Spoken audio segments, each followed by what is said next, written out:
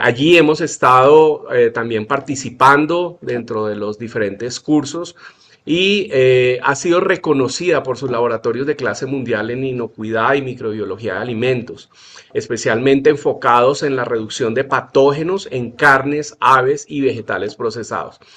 El doctor Sánchez Plata cuenta con más de 25 años de experiencia internacional en inocuidad alimentaria, microbiología y gestión de riesgos, trabajando de la mano con la industria, gobiernos y organismos internacionales en más de 20 países de América. Su trabajo de investigación se ha centrado en temas estratégicos para la industria alimentaria, como el control de patógenos, la validación de intervenciones antimicrobianas, el biomapeo microbiológico y el desarrollo de sistemas de gestión de inocuidad en las industrias cárnica, avícola, de huevo y alimentos procesados.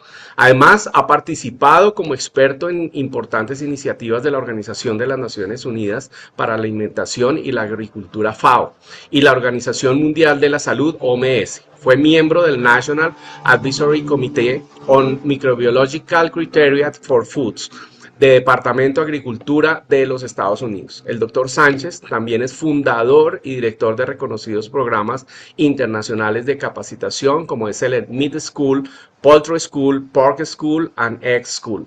Iniciativas que han contribuido a fortalecer las capacidades técnicas y científicas de cientos de profesionales de la industria alimentaria.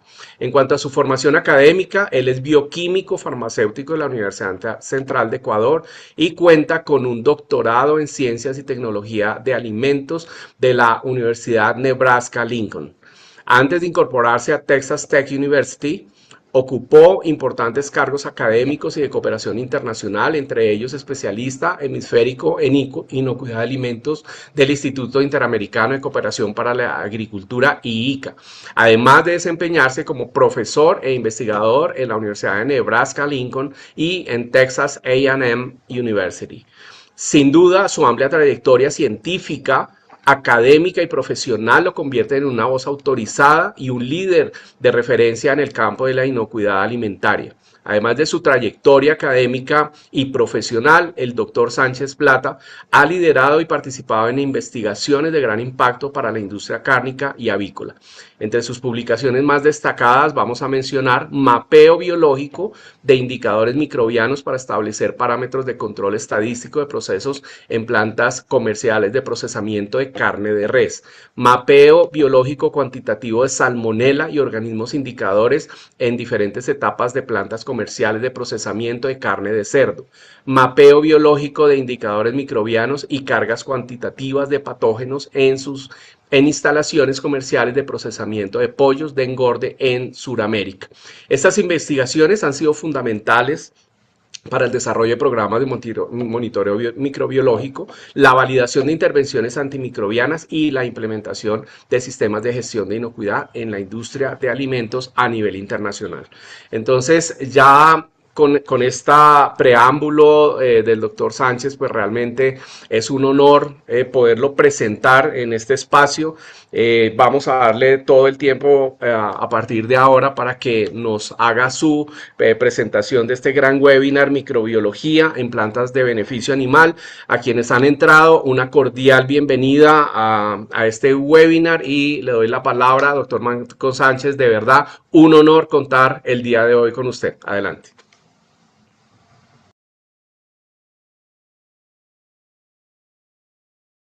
Estás en mute, doctor Sánchez. Buenos días, Álvaro, bueno, gracias a la asociación por la invitación. Para mí siempre un placer el poder compartir con la región, con los países y qué bueno que tengan tan buena acogida de participantes. Bueno, voy a ir directo al grano. Ya sé que es limitados a una hora, pero dejo abierta la posibilidad de una continuación si se genera suficiente interés. Vamos a enfocarnos mucho en temas de inocuidad principalmente, pero en base a la parte microbiológica y con un mayor énfasis en red. Pongo la res de Troya en la figura porque quiero que pensemos en que la res es el acarreador de patógenos hacia una cocina, hacia un lugar de preparación de alimentos. Y cuando hablamos de inocuidad de alimentos, lo que queremos es reducir la cantidad de patógenos que puedan haber en esa carne, en ese producto que le demos al consumidor, tanto durante el procesamiento, el faenamiento, la distribución, pero también al momento de la preparación y la manipulación. Y quiero que entendamos que todo esto es un juego de números, donde la clave es si sabemos los números, podemos saber dónde intervenir y dónde pues mejorar el proceso. Dejémonos de vainas porque hay que empezar con esto. Suerte esta tarde en el Mundial, así que vamos a ver si se puede.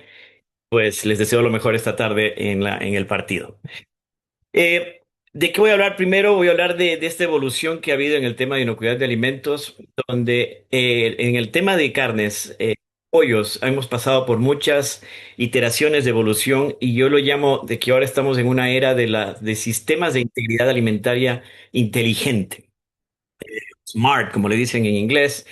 Y ha pasado por medición de procesos que se usó para enlatados, todo lo que fueron los prerequisitos en los setentas de buenas prácticas de manufactura que han ido evolucionando, la introducción de los conceptos de HACCP al final de los setentas por el programa espacial y luego con la obligatoriedad que salió en el 96 para la industria cárnica y que causó un impacto a nivel global. El tema de la integración de granja a mesa, sabiendo que HACCP no solamente podía concentrarse en la planta, sino que también teníamos que saber de dónde viene la materia prima, de dónde vienen los animales, qué contaminación vienen los animales y a dónde va el producto, qué ocurre con el producto durante la distribución, qué pasa con la cadena de frío, etc. Con todo eso se generaron sistemas de gestión, tanto privados como de inspección oficial, donde generamos datos que hay que revisar, que hay que analizar, y pues se empezó a elevar el puesto de inocuidad alimentaria. Y en el principio de los 2000 se habló de cambiar el pensamiento de peligro de inocuidad al riesgo del peligro. El riesgo y es la posibilidad de que el peligro ocurra. El peligro es simplemente si está presente o no. Ya en los 2005, 2010 sale todo ese concepto de que si no tenemos una cultura, si no tenemos un comportamiento o integridad en la cadena, no podemos implementar lo que es inocuidad. Se vuelve más corporativo el tema de la inocuidad. El director de inocuidad ahora reporta directamente al gerente general, ya es un puesto estratégico en una empresa. Y donde digo que estamos ahora es en esta integridad alimentaria inteligente con todas las herramientas que todos los días nos dejan locos de lo que pueden hacer. Y vamos a mencionar un poco de eso en esta presentación. Entonces, esa integridad alimentaria yo la veo como cuatro bloques que se ensamblan entre ellos. El uno es proteger el alimento. El otro es la ética y responsabilidad de por qué hacemos las cosas bien. El tercero es la autenticidad y transparencia de que lo hacemos con conciencia y transparentemente y con honestidad para generar confianza en el consumidor. Y con todo esto generamos un cambio de comportamiento, una cultura de integridad alimentaria en la cadena. Hay miles de temas que cubrimos en esto en los cursos, en cada uno de estos cuatro bloques. Voy a dejarlos puestos en la pantalla. Pero nos vamos a enfocar en los que tienen que ver con inocuidad de alimentos e idoneidad de alimentos, entendiendo esa diferenciación, sabiendo que la idoneidad es que un alimento sea apto para el consumo, mientras que la inocuidad es que no cause daño al consumidor. Y ambos dependen de que el alimento se use como debe ser utilizado. Es decir, debe ser preparado como debe ser utilizado, como ha sido diseñado. En el caso del pollo crudo, por ejemplo, está diseñado para ser cocinado. En el caso de la res, si es molida, está diseñada para ser cocinada, porque el riesgo de contaminación pasó de afuera hacia adentro. Si tenemos un steak, está diseñado para ser preparado con una cocción suficiente en la superficie, si es que hay contaminación. Y si hay productos crudos como carpaccio, pues entonces tienen un proceso especial de preparación para reducir su riesgo. Y en el tema de microbiología también vamos a hablar de calidad y vida útil, porque los organismos que causan deterioro pues, van a estar involucrados en este componente. ¿Ok?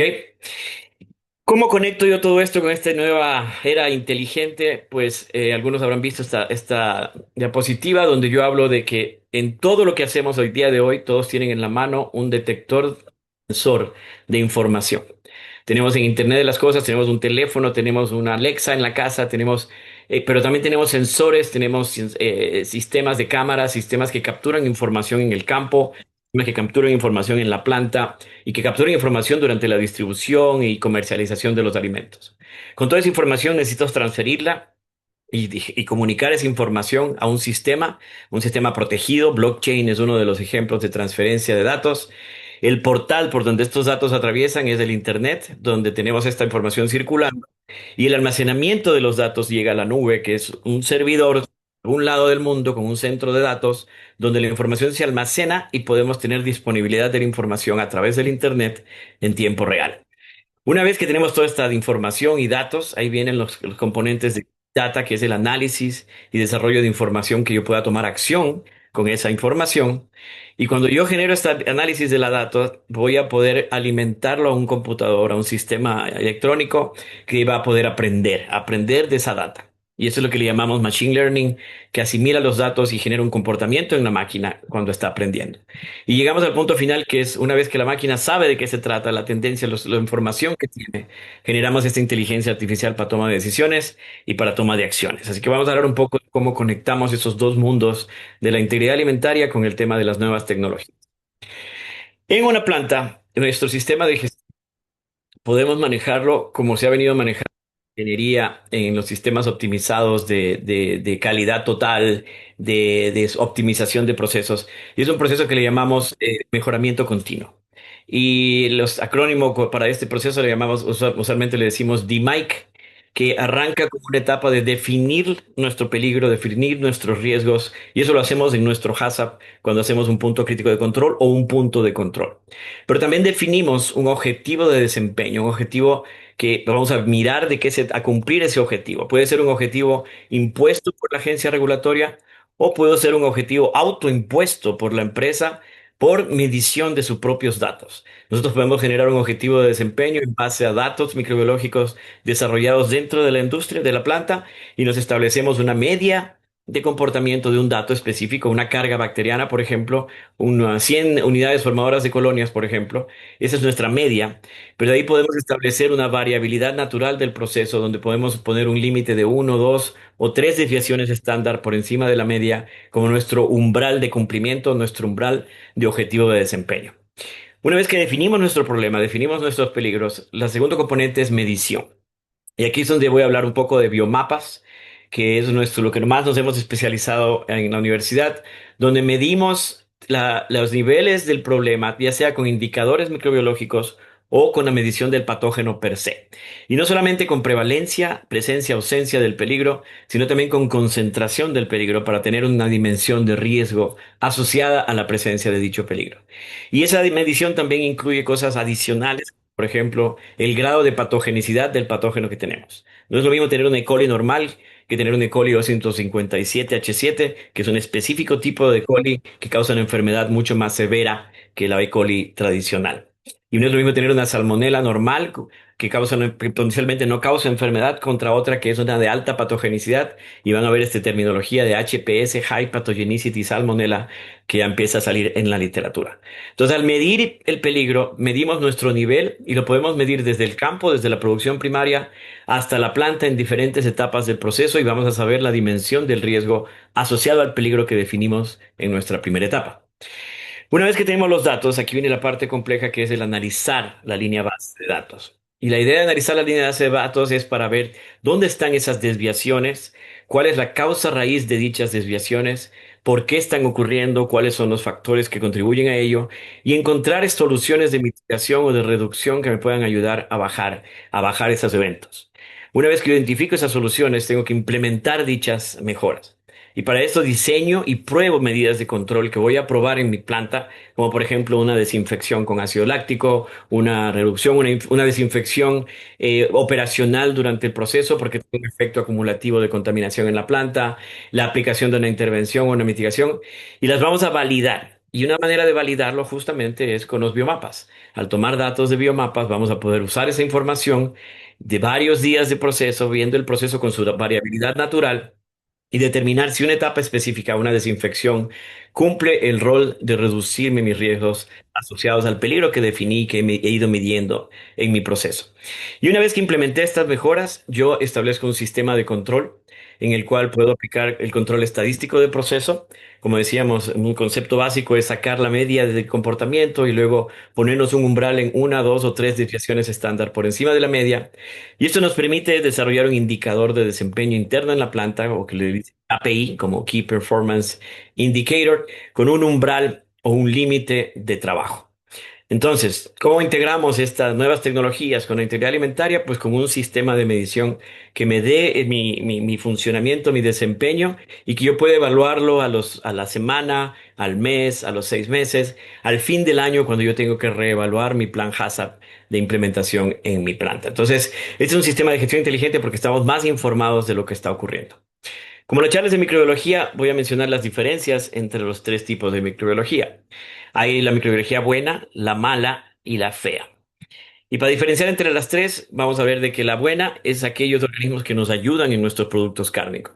Serían, por ejemplo, los que nos ayudan a una fermentación, bacterias ácido lácticas que producen ácido láctico, bajan el pH del producto y controlan las bacterias para preservarlo tanto desde deterioro como de patógenos. Estamos hablando de lo malo, que son en cambio los patógenos que pueden causar enfermedad asociados a las carnes, y hay muchos porque vienen muchas veces del material fecal donde el animal ha sido producido, y al contaminar la carne, y si no se manipula bien, si no se prepara bien, pueden pasar al consumidor y causar enfermedad. Y los feos, en cambio, son los microbios enemigos que causan deterioro, bacterias que no necesariamente me van a enfermar, pero que consumen la carne y causan productos, subproductos que causan mal olor, que causan mal sabor y que me dañan el producto y me cuestan económicamente mucho dinero. El deterioro de alimentos y el desperdicio de alimentos es uno de los mayores contribuyentes a afectar la seguridad alimentaria, porque muchas veces no sabemos las implicaciones del deterioro y si nos causaría o no daño el producto. Dentro de las bacterias malas voy a hablar de especialmente en el caso de res, siendo una charla para gente más dedicada al procesamiento de res, de la Escherichia coli, especialmente la hemorrágica. Lo que ven aquí es una foto del intestino del humano y ven la bacteria aquí en rojo, como no invade el intestino humano. Normalmente la salmonela, por ejemplo, es una bacteria invasiva que va a penetrar la membrana del intestino. La E. coli hemorrágica no tiene un mecanismo de patogenicidad diferente porque se pega, aquí ven, pegada al intestino, hace que una proteína genere este pedestal que la sostiene de manera más fuerte para no ser lavada por la diarrea convencional. Entonces el cuerpo, al tratar de despegarla, se genera una preparación de líquidos, y en el metabolismo genera una fragmentación del intestino, y eso es lo que causa la diarrea hemorrágica. Y por eso decimos que es una E. coli hemorrágica, para tratar de despegar este patógeno, porque a través del pedestal, una E. coli patogénica normal hubiera dado una toxina que tal vez nos haría sentir mal. Es una tóxico-infección, pero no es una infección tan severa. Pero en los 70s, la E. coli parece que sufre un proceso evolucionario donde se une con la Shigella y adquiere los genes de Shigella, que le llaman genes STX, donde inyecta una toxina mucho más severa que causa daño renal, que causa efectos secundarios, que causa secuelas. Y por eso es que nos preocupamos más de la E. coli patogénica enterohemorrágica, que es la más grave, en vez de todas las otras E. colis que sabemos que nosotros como humanos tenemos en nuestro intestino. Entonces, en resumen, para hablar del E. coli, forma este pedestal, es diferente a las otras E. coli. Nos concentramos en O157H7, los términos O y H son simplemente la diferenciación antigénica que se ha hecho de los diferentes serotipos de E. coli en el laboratorio.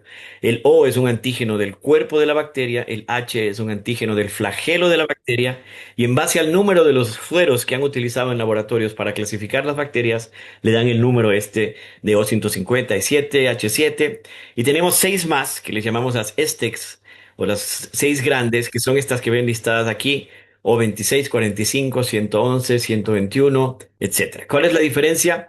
Que tiene genes de Shigella, que tiene una baja dosis infecciosa, con pocas células puede causar enfermedad. Es una colitis hemorrágica con diarrea con sangre, y en 15% de los casos causa este daño renal llamado síndrome hemolético urémico, y puede empeorar en una trombocitopenia púrpura que puede causar letal. Para diferenciar entre las diferentes E. colis, es bueno entender que hay diferentes tipos de enfermedad que puede causar. Y aquí pues solo la pongo como referencia: la enteropatogénica, la hemorrágica, la toxigénica, la agregativa. La diferencia, noten, en la enterohemorrágica, que es esta de aquí, es que forma el pedestal e inyecta esta toxina de Shiga toxina, que es más grave para la enfermedad. Hay otros mecanismos de virulencia, unos son invasivos, otros son de agregación, otros son de formar una biopelícula en la membrana del intestino. Diferentes mecanismos. Nuestro enfoque va a ser en la hemorrágica que vemos acá. Y en la clasificación tiende a ser complejo a veces porque cuando nos dicen E. coli y luego nos dicen chigotoxigénica, verotoxigénica o 157, entonces les puse esta gráfica para mostrar de que pueden tener cigatoxinas, E. coli que producen cigatoxinas, pero no necesariamente son las seis grandes que vemos aquí en este grupo.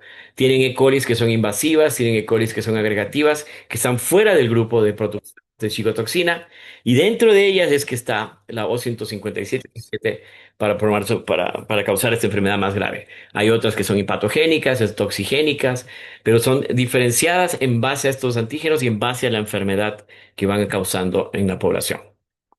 ¿Cómo causan enfermedades y a qué alimentos están asociados? Aquí vemos la última data de atribución de enfermedades transmitidas por alimentos en diferentes alimentos para diferentes bacterias. Noten que en el caso de la salmonela hay varios alimentos que contribuyen a la enfermedad. Esto va de 0 a 100.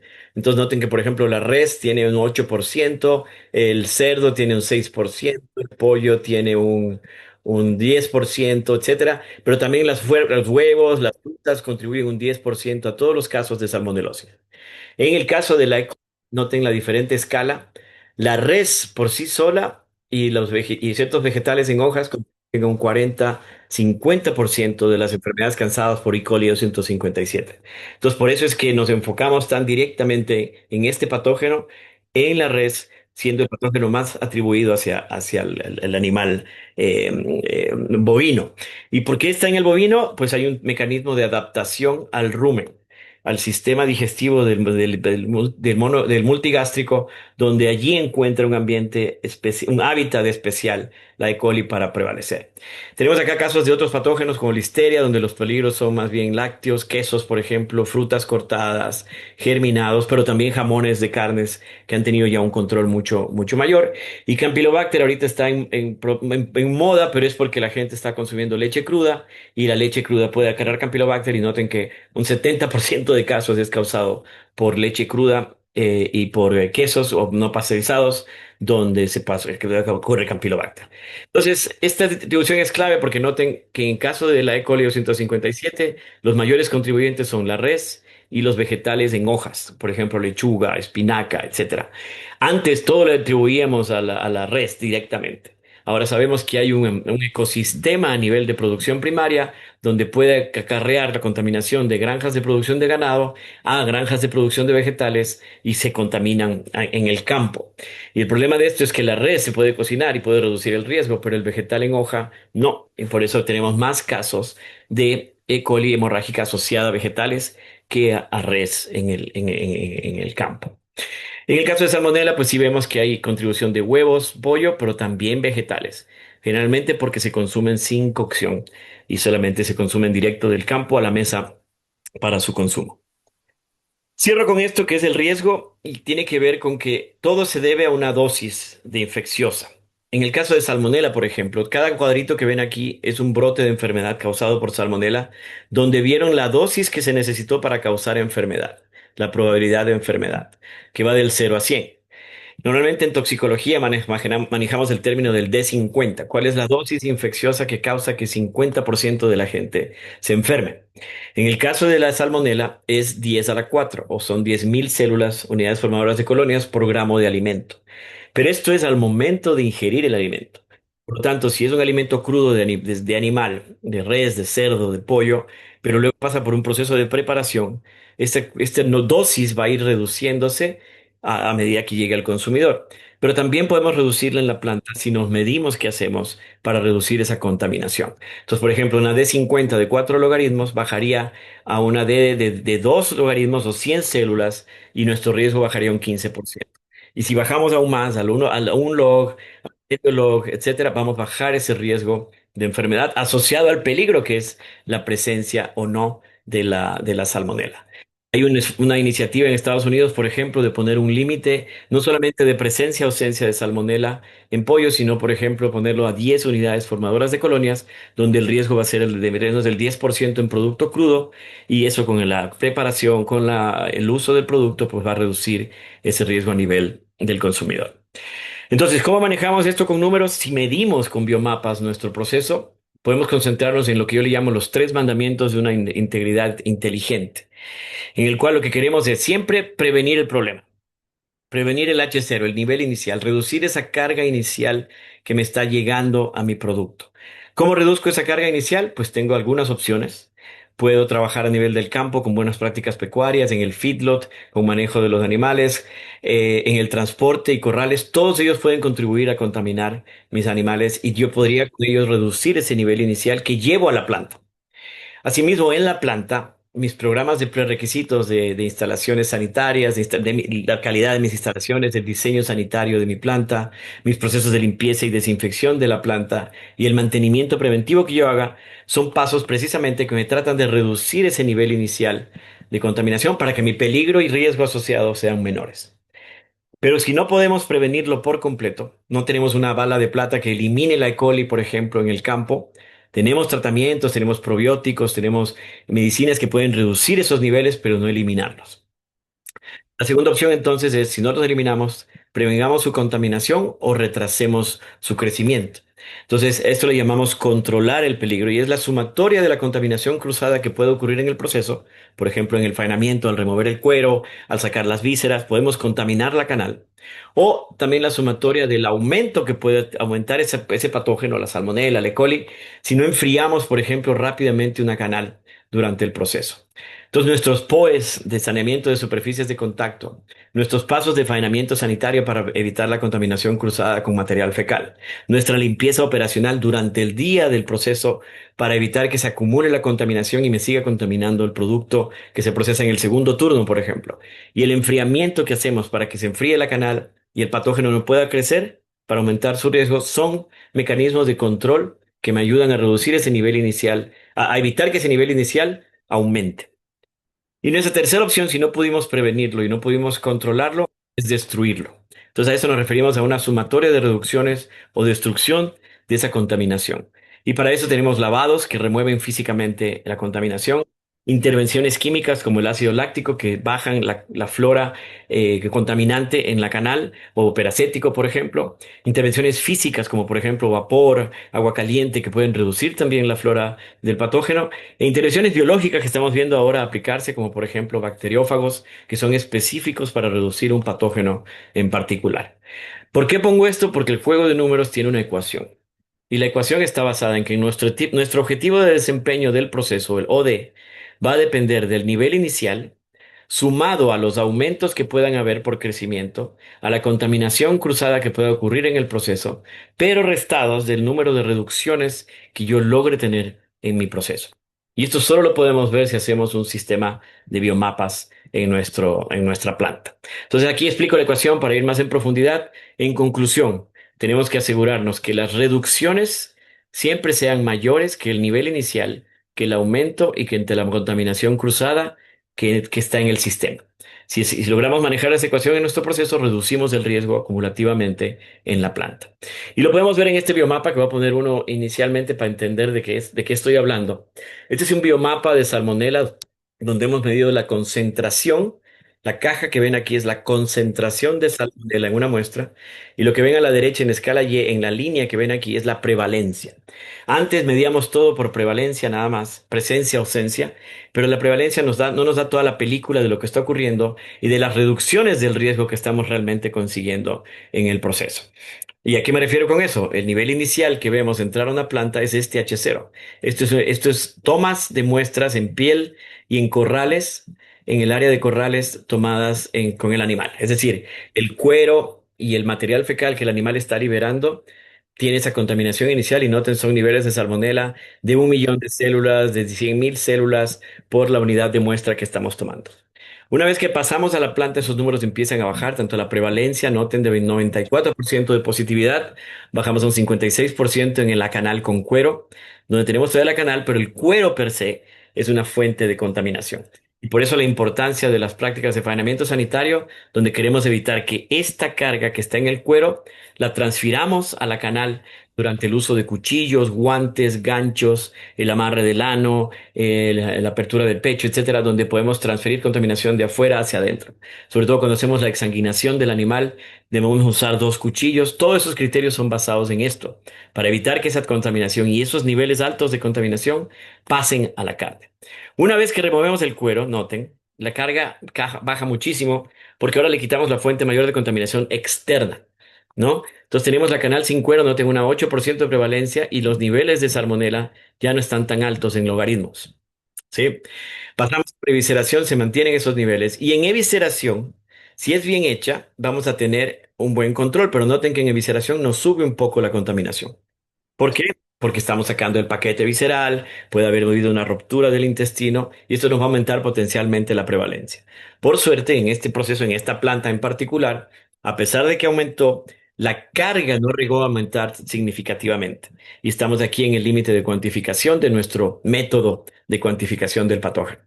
Luego seguimos por el proceso, removemos las vísceras, empezamos a tener en el riel final donde ya hubo un lavado de la canal. Y en el canal frío, ya en cuarto frío, tenemos un 6% de prevalencia o menos y una carga muy baja, aunque tenemos uno que otro caso esporádico de contaminación. Eso podría ser una canal que perdimos de ver esa contaminación fecal no visible que puede existir en la canal. Con la contaminación fecal visible reducimos el riesgo, pero sabemos que las bacterias están en microgotas y que no pues vemos todas y que aún podemos verla en proceso. Si nos vamos después a la sala de corte, tenemos aquí un corte específico. Noten, la flora es muy baja en corte, pero tenemos todavía una prevalencia de un 8%. Y si vemos los ganglios linfáticos de este animal que fueron procesados, vemos aquí tres ganglios linfáticos, donde algunos de ellos pueden acarrear cargas importantes de salmonela. Y esto se debe a que en el sistema inmunológico del animal, cuando una salmonela invade el cuerpo del animal, el sistema inmunológico la lleva hacia los nódulos linfáticos donde trata de atacarla y que no no cause efectos sistémicos en el animal. ¿Por qué hablo de esto? Porque cuando hablamos de carne molida, si tenemos carne molida y no removemos algunos ganglios linfáticos que pueden concentrar la salmonela, podemos llevar esa salmonela a la carne molida al momento de molerla. Y si muestramos, por ejemplo, recortes de carne antes de moler, nos sale negativo por salmonela, pero después esa misma carne la molemos y sale positiva para salmonela. Esto se debe a que está la salmonela atrapada en el ganglio linfático del organismo. Entonces, lo que están viendo en pantalla es algo que yo le llamo una colonoscopía, una resonancia magnética de mi proceso. Pero aquí yo realmente voy a entender la dinámica de los patógenos que tengo en mi proceso. Entonces, si tengo un peligro específico, en el caso de la red de E. coli, voy a hacer medición de E. coli y los diferentes 7 serotipos de E. coli. Salmonella sabemos que es el patógeno en común entre res, cerdo y aves. La vamos a medir para ese proceso y ver ese cambio a nivel de la dinámica en mi proceso. Entendiendo yo esto, yo sé que, por ejemplo, puedo intervenir con bacteriófagos, por ejemplo, en los corrales, donde se está ahorita haciendo ya mucho trabajo en poner bacteriófagos en corrales para reducir esta carga inicial, en sistemas de descuerado mucho más limpios, en desinfecciones con vapor, con peracético, con ácido láctico para reducir esa contaminación, en procesos de visceración más dedicados a reducir la liberación de material fecal, o en procesos de limpieza durante el corte y deshuese para reducir la carga en la carne molida, y en los recortes, como decíamos, los ganglios linfáticos que sean de mayor riesgo, ver si se puede incluir etapas de remoción de dichos ganglios para reducir esa carga concentrada en el ganglio linfático. Y con esta data se puede hacer análisis de data mining ya más profundos. Pongo un ejemplo aquí de una correlación entre la toma de muestras en diferentes etapas del proceso. Cuando vean este circulito en verde y con un número, eso significa que hay una correlación entre si hay un nivel alto en cueros, por ejemplo, aquí hay una canal sin cuero. Tiene un nivel de correlación con la muestra tomada en previsceración. Entonces, cuando ven verde, la correlación entre las diferentes etapas en comparación, podemos decir que esta etapa, cuando hay un nivel de contaminación alto en esa etapa, también implica un nivel de contaminación positivamente en la otra etapa del sistema. Cuando ven en cambio de negativo, significa que no hay una correlación o que la correlación es adversa y que en realidad no tiene nada que ver el un paso y el otro. Y noten que aquí comparamos corrales, cortes, recortes, riel final, canales frías y vimos un poco de interacción. Y tiene lógica. Si tenemos alta carga, por ejemplo, en cuero y luego tenemos carga al final del descuerado, eso tiene que ver que ha habido transferencia de contaminación en mi proceso. Aquí vemos otro biomapa, es otra planta. Cada planta tendrá un desempeño diferenciado. De nuevo, la línea, recuerden, es lo que veíamos antes, solo con prevalencia, que tenemos aquí del 0 al 100%. Estamos hablando de que aquí arranca con un 65, 70% en estas etapas iniciales donde tenemos superficies con piel. La diferencia de este biomapa es que además de muestrar la canal, muestramos también superficies aledañas a la zona a la etapa del proceso donde la estamos tomando. Entonces, por ejemplo, noten aquí tomamos superficies asociadas al canal con cuero, el desagüe en la zona de canal con cuero, la pared donde está el canal con cuero. Acá tenemos la canal con cuero. Entonces, todas estas cuatro etapas son las zonas donde la canal todavía tiene el cuero sin removerse. Cuando ya nos vamos adelante en el proceso, miren, aquí tenemos una superficie donde está la canal ya sin piel, un desagüe donde está la canal ya sin piel y una pared donde está la canal sin piel en esa planta. Y aquí tenemos la canal sin piel, su carga de salmonela y su prevalencia de salmonela. Entonces, noten cómo empezamos a remover esa contaminación al remover el cuero. Luego nos vamos a la unidad cabina de frío de la canal, las superficies del cuarto frío, la canal en frío, el desagüe de esa zona, noten cómo empieza a subir, la tabla de corte, donde vamos a hacer el corte de ese corte mayor, dos bandas transportadoras aledañas. Entonces noten que aquí esto me está diciendo que hay una oportunidad de mejora operacional en mi saneamiento de las bandas de transporte y las tablas de picar por este efecto potencialmente acumulativo que pueda haber en el proceso. Entonces, cuando hacemos estos datos de aquí, los hacemos a las 3 horas de iniciar el turno, a las 6 horas, a las 9 horas del turno, para evaluar ese efecto acumulativo y así poder introducir durante el día limpieza operacional durante el proceso para reducir esa carga acumulativa y evitar que los productos de la tarde, los productos del segundo turno, salgan con mayor potencial de contaminación en el proceso. Y noten cómo nos enfocamos en los patógenos per se. Ok, entonces, ¿cómo conectamos esto con los sistemas de gestión que nos pide la agencia regulatoria? Pues espero que todos estén enterados de que en el 2023 se hizo la última actualización del documento de principios generales de higiene de alimentos del Códex Alimentarios. El documento inicial salió en 1969 y a partir de allí ha sufrido muchas revisiones, actualizaciones y la última fue una de las más fuertes porque finalmente introdujo el sistema de HACCP ya no como un anexo, sino como parte de un sistema integrada en una operación.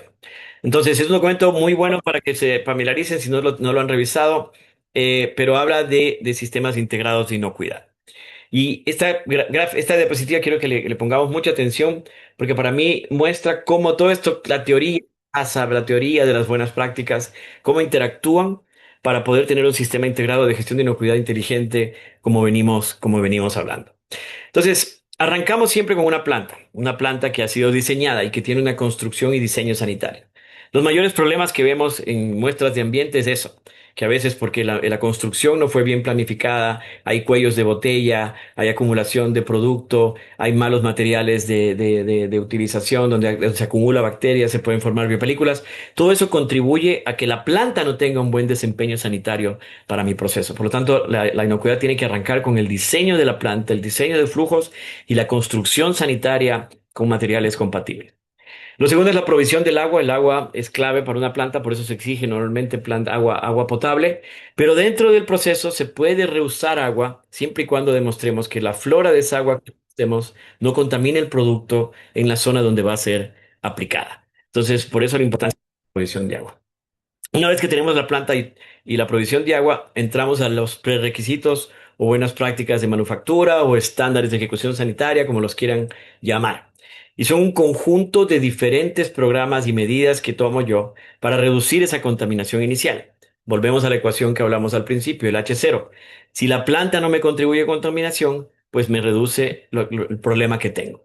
¿Y cuáles son las fuentes de contaminación? Pues bueno, las plagas que pueden ingresar a la planta y acarrear contaminación. Por eso tenemos un control de plaga, el manejo de desechos que se van generando durante la faena, la sangre, los cueros, todo ese material contaminado que luego puede recontaminarme el producto. Si no tenemos un buen manejo, un buen almacenamiento, una buena disposición, se convierten en fuentes de contaminación para mi producto. Y el mantenimiento preventivo que mantiene la planta, las condiciones de construcción y diseño sanitario, los sistemas de desagües, los sistemas de alimentación de agua, agua caliente, etcétera, que nos ayudan a mantener ese sistema de planta funcionando. Entonces, todos estos contribuyen al H0 y al control de la contaminación. Luego tenemos el componente humano, que es la higiene de la persona y la salud del personal, y cómo se limpian las manos, cómo se lavan las manos, cómo se manejan sanitariamente en la planta, cómo van al baño y se lavan las manos, se remueven la indumentaria. Todas esas prácticas están en la parte de concientización de los empleados, y aquí es donde viene la importancia de la cultura de inocuidad y toda esa cuestión, donde tienen que ser parte del sistema, porque si no, ellos también pueden ser una fuente inicial de contaminación para mi producto. Y de ahí pasamos a otros programas más específicos del proceso, como por ejemplo un programa de control de proveedores, como prerequisito, en el cual yo podría, teóricamente, si tuviera datos, y ya lo hacemos en cierto grado acá en Estados Unidos, datos de corrales, de feedlots, donde yo mido mis corrales, la contaminación que tienen, y puedo rankear los corrales con menor contaminación primero, para procesarse primero, y los corrales con mayor contaminación para procesarse después. Puedo aplicar una buena práctica o una intervención a nivel de campo, como por ejemplo un probiótico que le podemos dar para que colonice el rumen y reduzca la colonización por E. coli hemorrágica. Todos esos pueden ser un programa de control de proveedores. Dentro de la planta también tenemos nuestro programa de limpieza y desinfección de la planta, que puede requerir una verificación continua de la efectividad del saneamiento.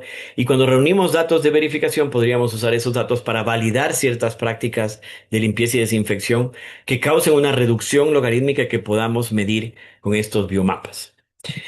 Luego tenemos los operacionales críticos del proceso, que también hay que medir como prerequisito, como por ejemplo las temperaturas de las aguas, de la solución del agua que se utiliza para esterilizar los cuchillos, que tiene que estar a 83 grados centígrados, los tiempos de aplicación de ciertos procesos, el pH, si es que estamos midiendo, por ejemplo, el ácido láctico y medir la concentración del ácido láctico. Todo estos son parámetros operacionales críticos que generan datos y que luego yo puedo correlacionar estos datos con el desempeño microbiológico de mi proceso y así utilizar nuevas tecnologías para esa conexión, esa correlación.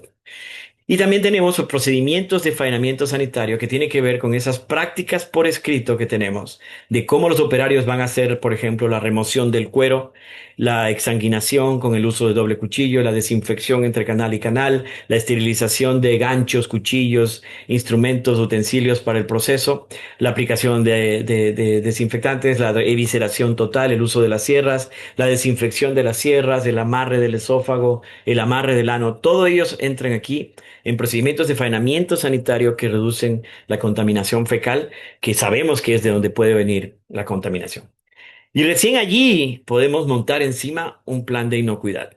Cuando ya tengamos todo esto funcionando, podríamos montar un plan de inocuidad con conceptos HACCP preventivos, en donde el motor principal es el análisis de peligros.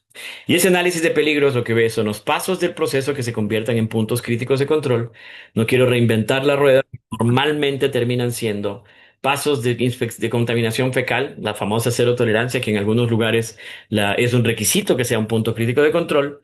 No estoy muy de acuerdo, pero así se maneja. El enfriamiento de la canal, que puede ser un punto crítico de control, porque estamos enfriando la canal para reducir el crecimiento en la etapa de control. En la ecuación que veíamos es el control. Te convierten en potencialmente en puntos críticos de control y existe la posibilidad de que una desinfección de canales con ácido láctico, con peracético, se convierta también en un punto crítico de control, donde voy a medir mi concentración, mi temperatura de aplicación, mi cobertura de aplicación para que ese proceso sea siempre el reductor fijo del riesgo asociado a ese peligro. Pero aquí es donde evoluciona el sistema de inocuidad. Noten que no todo el programa de proveedores, pero una porción del programa de proveedores puede entrar al análisis de peligros y nos puede ayudar a reducir el riesgo, por ejemplo, procesando lotes limpios primero y lotes sucios después. Los lotes sucios se pueden procesar con más etapas de desinfección, de manera que el riesgo reduzca más en base a la calidad de del material, de la materia prima que estamos recibiendo. También podemos tener etapas de que controlamos ciertos parámetros operacionales críticos como temperatura y concentración como un punto de control. No necesariamente punto crítico de control, pero un punto de control. También tenemos nuestra limpieza y desinfección de superficies de contacto. Les podemos llamar POEs, donde es un procedimiento operativo estandarizado de saneamiento que siempre vamos a hacer de la misma manera. Y también podemos incluir los procedimientos de faenamiento sanitario, PFS, que se enfocan por escrito también en reducir la contaminación fecal de la canal durante la faena, tanto a la remoción del cuero, a la remoción de la piel, tanto como en la evisceración per se y en la desinfección de la canal. Y una vez que decidimos los puntos críticos de control o los puntos de control asociados a ciertos prerequisitos, entramos a la etapa de gestión. Y en la componente de gestión la clave es entender qué rol tiene cada uno. Y para ello es importante poner los límites. Y en los límites podemos tener límites críticos para los PCCs o límites operacionales para nuestros prerequisitos elevados en el análisis de peligro. Recordar que en la regulación nueva, si metemos una discusión, uno de los prerequisitos dentro de mi análisis de peligros, también tenemos que demostrar que efectivamente funciona. No será crítico, pero es un punto de control operacional que se maneja en la planta. Entonces, la diferencia está en que el límite crítico, estamos hablando de que el producto ya no es inocuo y un límite operacional, en cambio, es que ya no es aceptable para mi proceso. Para medir estos límites hay que monitorear y aquí es donde el diseño de programas de biomapas pueden ayudar a medir en biomapas y enviromapas. Enviromapas es del ambiente, lo que vimos en la gráfica anterior, donde tenemos datos de no solamente la canal, con esponjados o con algún tipo de dispositivo, sino también de las superficies alrededor de la canal para darme una idea de cómo es el nivel de contaminación en esa zona. Y eso lo podemos hacer por parte del monitoreo de algunas de las actividades en mi programa de inocuidad. Cuando mi monitoreo me dice que mi límite, ya sea crítico o operacional, no se cumple, si es el crítico el que no se cumple, tenemos que aplicar una acción correctiva donde hay que resolver el proceso, el producto comprometido, la causa raíz para que no haya recurrencia y que el lote comprometido no salga al comercio. Está en el reglamento de HACCP de acciones correctivas. Mientras que una corrección es, si, por ejemplo, preparamos una solución desinfectante y no llegó a la concentración adecuada, podemos corregir. En el monitoreo vimos que no estaba bien hecha el parámetro operacional, que era concentración, y podemos corregir esa solución y hacerla de nuevo. Aquí hay que corregir el proceso y la causa raíz de por qué no se llegó a la concentración adecuada, pero como no hubo producto todavía procesado, no comprometido, se aplica lo que es una corrección, no una acción correctiva.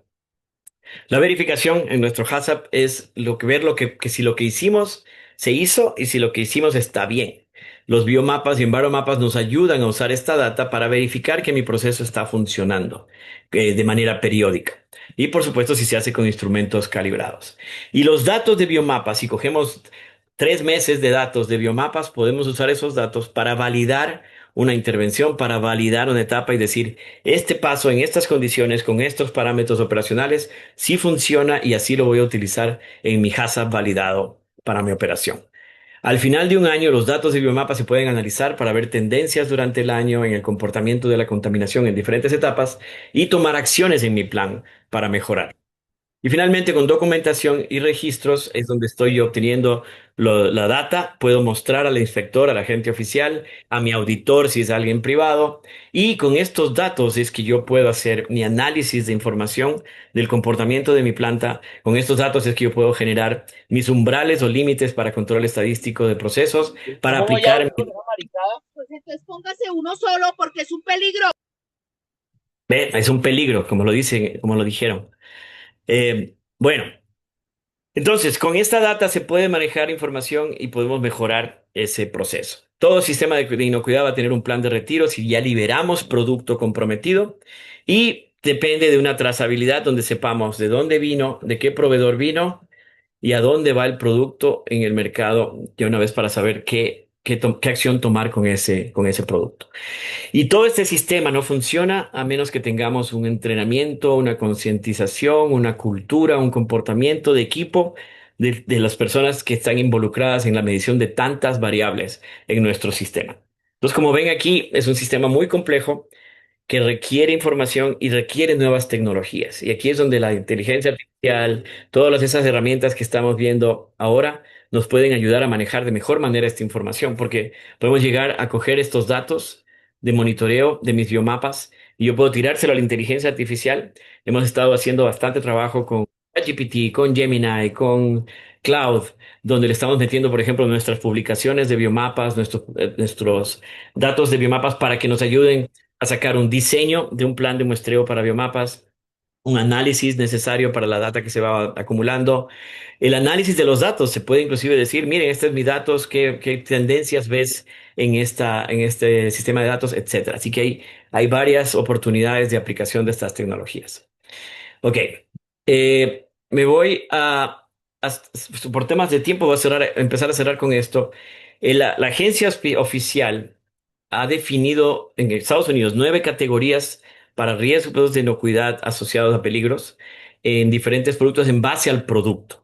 Así que voy a explicar estas 9 categorías. La primera es la faena que incluye canales y cortes primarios de canales. Entonces aquí hablamos de todas las especies de animales que se vayan a procesar. ¿Cuáles son los peligros asociados? Pues bueno, si es res, vamos a incluir a la E. coli hemorrágica o 157H7 y las 6 Estex o gigatoxigénicas E. colis que pueden haber. Y en todas las especies vamos a incluir salmonela, sobre todo de alta patogenicidad y de resistencia antimicrobiana. Entonces, estos son los patógenos principales que vamos a evaluar en faena y los controles son, por supuesto, los estándares de ejecución sanitaria, los POEs para saneamiento de superficies de contacto, los PFS para faenamiento sanitario y el HACCP con sus puntos de control críticos que incluyen pues tolerancia y enfriamiento de la canal. Entonces eso es lo que ve el inspector. Pues ya desde hace unos 15 años hay un software que está en proceso de reevaluación que incluye la planta y el tipo de proceso que tiene y la categoría de proceso que tiene para evaluar qué riesgos de inocuidad tiene que evaluar el inspector. Y ese software le da las tareas al inspector en el día a día de cómo procesar. Oportunidad interesante de utilizar inteligencia artificial, porque si yo puedo coger mi auditoría interna de la planta, mis observaciones de auditoría interna de la planta o mis reportes de inspección diarios de mi planta y yo se los meto a una inteligencia artificial y le digo, mi desempeño hoy tuvo esto de observación. Al día siguiente yo le puedo decir a la inteligencia artificial, decirle, quiero establecer las tareas para el día de hoy en base al desempeño que voy teniendo. Entonces, los primeros días, la machine learning del sistema es muy bajo porque tenemos poca información.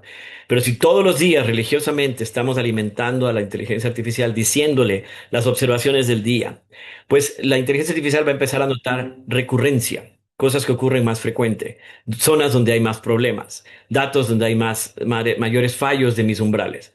Entonces, con eso, cada vez que yo le diga la siguiente día, dame las tareas de enfocarme el día de hoy, si lo hace en base a riesgo, y esa es parte de la pregunta que se le haría a la inteligencia artificial, las tareas van a ser más enfocadas a las zonas de mayor recurrencia, de mayor problema, de mayor peligrosidad para la planta per se. Así que ahí es donde hay una oportunidad interesante de aplicación. Hablo de otros productos. El producto crudo intacto es la segunda categoría, donde hablamos del músculo entero, músculo que no ha sufrido transformación, ya sea por inyección, molienda, ablandamiento, tombleado, etcétera.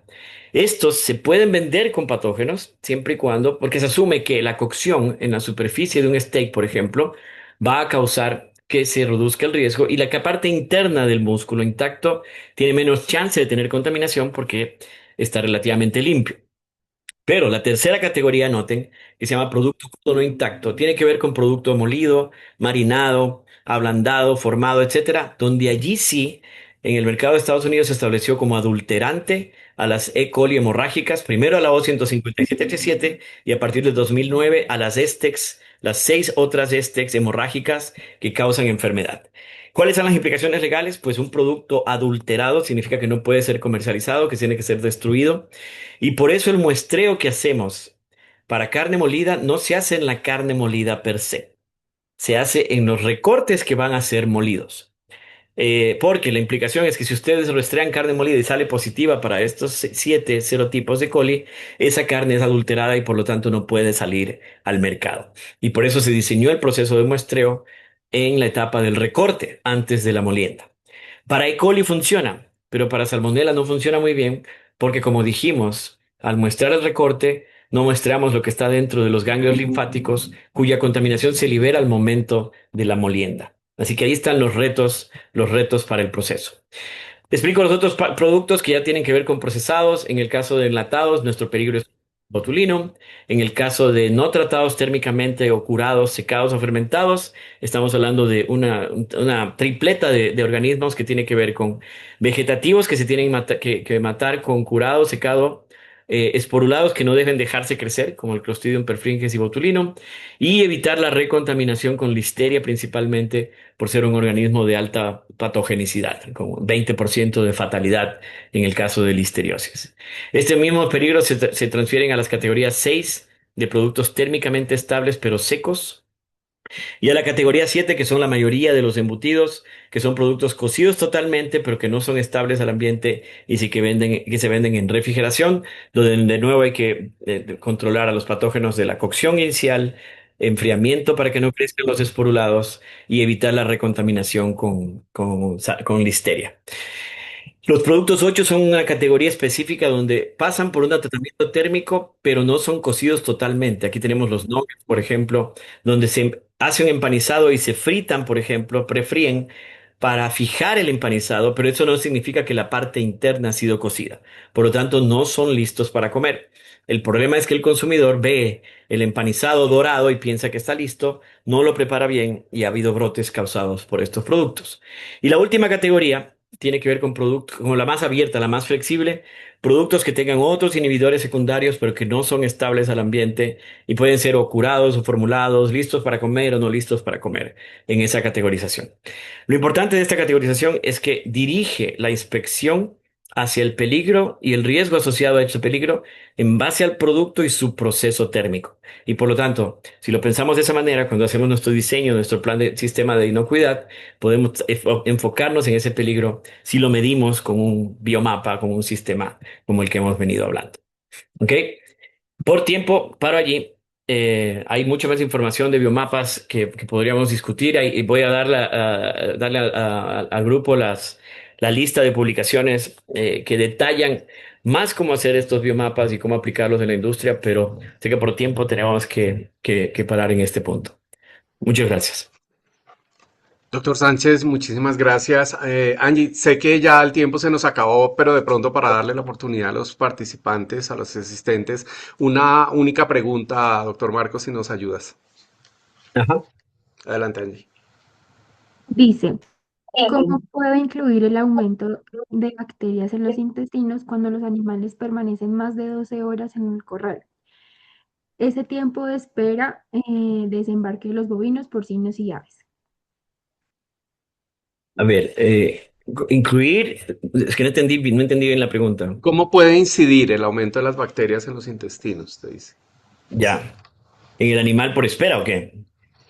Sí, señor. Sí, Ya. cuando permanecen más Bueno, de 12 horas en corrales. aquí hay una dinámica interesante y es un área que está siendo explorada, y eso es lo que hablamos del microbioma, ¿no? El microbioma es todo el grupo de bacterias que pueden estar presentes en un ambiente.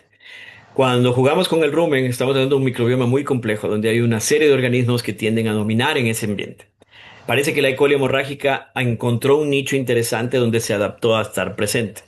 Entonces, todo lo que recurra al animal puede modificar su microbioma y por lo tanto darle chance o no a la E. coli para que esté presente.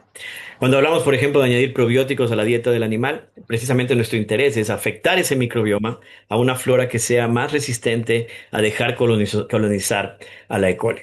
En el caso de una espera en corrales, hay un doble efecto. Primero, hay una defecación, lo cual libera un poco el rumen de contenido intestinal, lo cual tiene un cierto efecto positivo a nivel de la planta porque llevamos menos H0 a nuestra planta. Así que si lo vemos como matemáticamente nos ayuda. Pero el estrés y las condiciones de manejo del animal en condiciones estresantes, el transporte, por ejemplo, pueden hacer que se libere más contaminación en el material fecal que evacúa. ¿A qué me refiero? Entonces, por ejemplo, la E. coli que estaba presa en el rumen, si hay un nivel de estrés, un nivel de transporte, se va a liberar más de esa E. coli en el material fecal y va a contaminar el cuero. Entonces, tiene implicaciones y se ha demostrado de que un animal estresado de un efecto de transporte muy prolongado, una espera muy prolongada, puede causar más liberación de contaminación porque se despega, digamos, del rumen al nivel de liberarse. Y por eso hay muchos estudios ahora en este microbioma para ver cómo se va afectando, tanto por la dieta como por el ayuno y luego por el estrés o ayunos prolongados o esperas prolongadas. Entonces, buena pregunta. Si hay un cierto efecto, libera más, pero todavía es un área exploratoria de qué más podemos hacer. Gracias, doctor Marcos. Me gustaría solicitarle, si nos da la información, hay muchas personas que me han preguntado acerca de cuándo se va a realizar el próximo Meet School en Estados Unidos. Bueno, gracias Álvaro por la oportunidad. Pues es el curso Mid School, el próximo año es nuestra 11ª edición, lo hacemos en Lubbock, Texas. Va a ser del 16 al 22 de agosto de este año. Todavía hay tiempo para inscribirse, estamos ya cerca de cerrar el cupo, por si hay interés. Yo, Álvaro, les voy a mandar los slides de esto y en serio, si hay interés de profundizar más en el biomapa, yo sé que por una hora no es suficiente para hablar de eso, pero podríamos hablar de otras sesiones o otra opción de ya dedicarnos a los que vieron esto de una vez ya cómo implementarlo en su planta. Pero bueno, invitados al curso cuando quieran. ¿Alguna otra pregunta? Una más si quieren antes de cerrar. Sí, Si hay señor. una de Juliana, adelante, Angie. Sí, señor. Hay otra pregunta. Quiero darle paso al señor Mejía, que por favor active el audio y pueda hacer su pregunta. Hola, muy buenos días, muchas gracias. Primero reconocer la alta calidad de la presentación hecha y la pregunta va muy puntualmente dirigida hacia Campylobacter. En la diapositiva se visualizaba que este microorganismo pues, es habitante normal de ave de corral. Mencionaba la transmisión por lácteos, por leche puntualmente cruda y me llamó mucho la atención que por allá en la parte de abajo de la lámina parecía carne de cerdo y de hecho algunas plantas en Colombia en el análisis de peligros también la han muestreado. Quisiera saber cómo se puede contaminar la carne o llegar el animal contaminado, cerdo puntualmente, desde granja a procesadores. Gracias. Y nuevamente reconozco muy buena presentación. Muchas gracias. Mira, el Campylobacter es un organismo muy interesante porque es súper débil, la enfermedad que causa es relativamente ligera, para países en desarrollo no nos pega tan duro, pero para países desarrollados es el número uno en causar enfermedades y el efecto que tiene lastimosamente en cierta población vulnerable es que puede tener secuelas graves como el síndrome de Guillain-Barré que tiene implicaciones graves. En el caso de la presencia, sí, leche cruda es el gran problema ahorita en Estados Unidos porque hay una moda de consumir leche cruda asumiendo que tiene beneficios nutricionales. Yo diría que sí es buena para la dieta porque te deja con diarrea por un buen tiempo y no comes, hacer una broma, porque la enfermedad es ligera, no es tan grave, pero en ciertas personas puede complicarse. En el caso del cerdo, el Campylobacter clari y coli, no el yeyuni necesariamente es el que más está presente, está asociado al cerdo.